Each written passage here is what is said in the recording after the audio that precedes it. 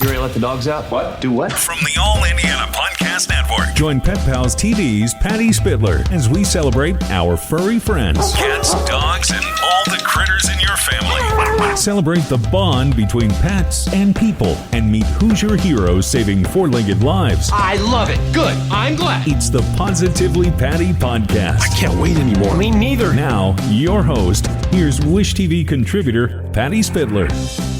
On the Positively Patty podcast, coming up today, Dawn Benefiel, who is the executive director of Indy neighborhoodcats.org. She does amazing things to help outdoor cats trap, neuter, and return. And also, we're going to talk today about it's the time of the season where you might be getting some flowers as a gift. Beautiful flowers. Oops. Some of them you shouldn't get because they're not only beautiful, but they may be toxic to your pets, especially your kitty cats.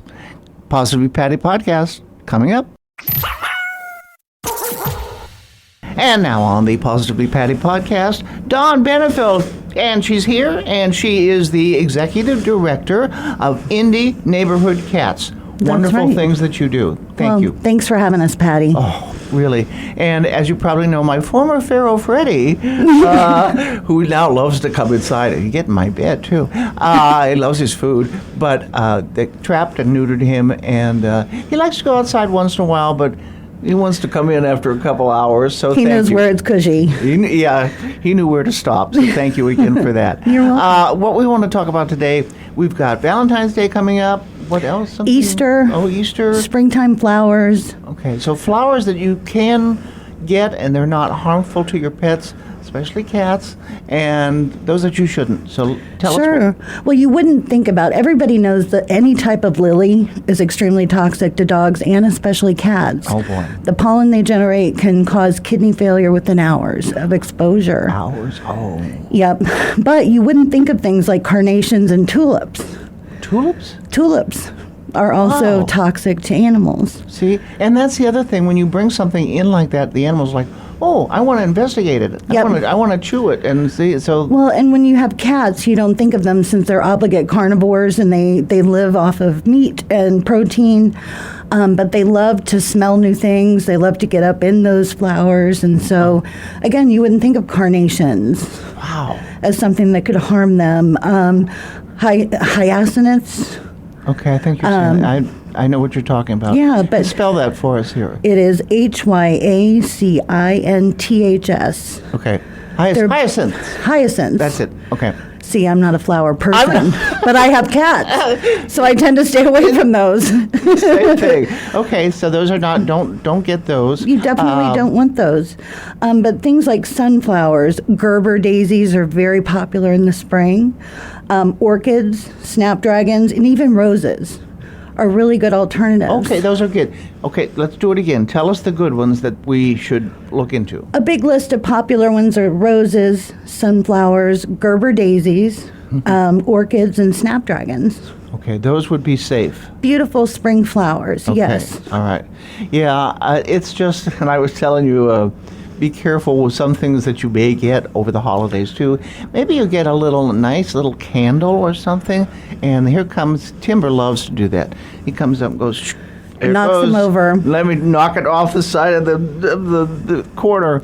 I always tell people the good alternatives to that Is? are they have these really great little LED candles that you can buy that are very pretty, that create nice ambiance, and you can use things like wax melt warmers for that scent. Okay. Those are completely harmless. Stay away from heavy things like essential oils.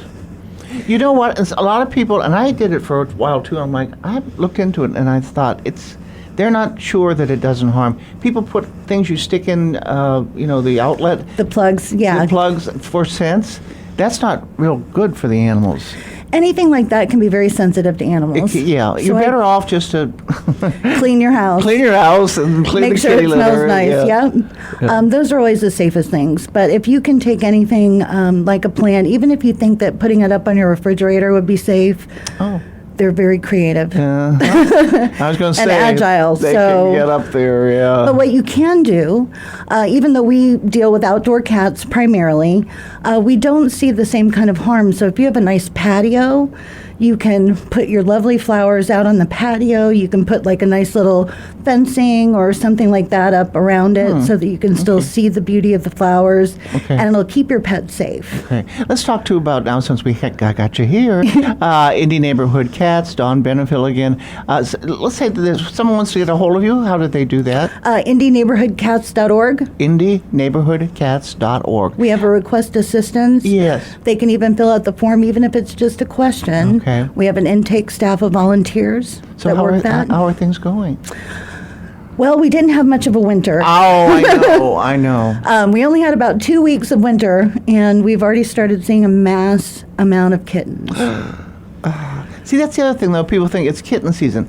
Kitten season's all year long. Pretty much. I had a cat years and years ago, Miss Kitty, and I thought I fed her outside, and then all of a sudden she brought me 3 little ones in the middle of winter. So I trapped them, got them adopted, got her fixed, and she never went outside again. She's like, I'm staying in.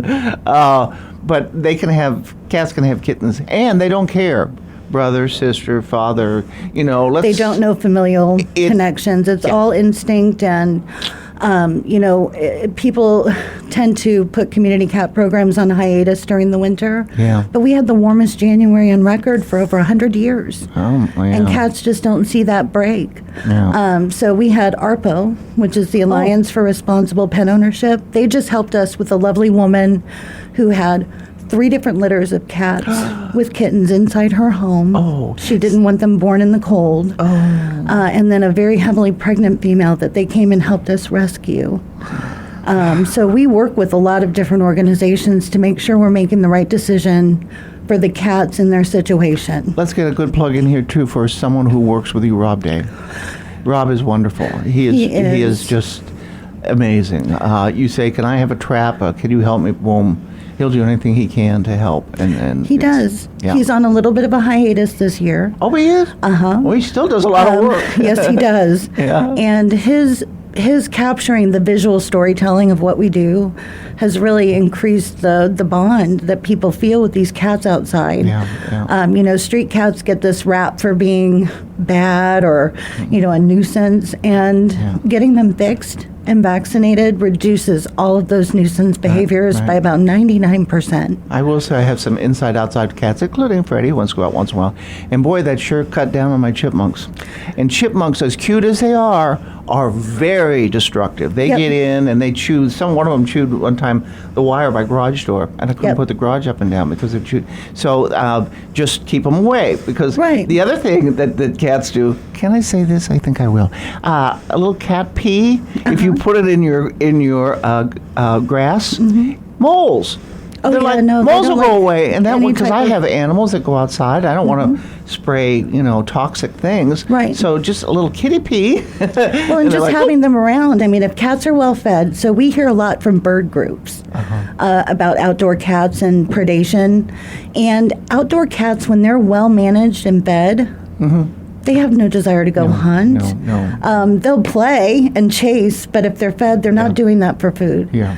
So the best thing that we can do is to try to help get our community involved, people that can do what they can, and we can help guide them to a lot of different resources. We use a lot of clinics, and we rely on the public to use those resources as they can, and we're here to try to help them along the way. You do wonderful things. Dawn Benefiel, IndyNeighborhoodCats.org.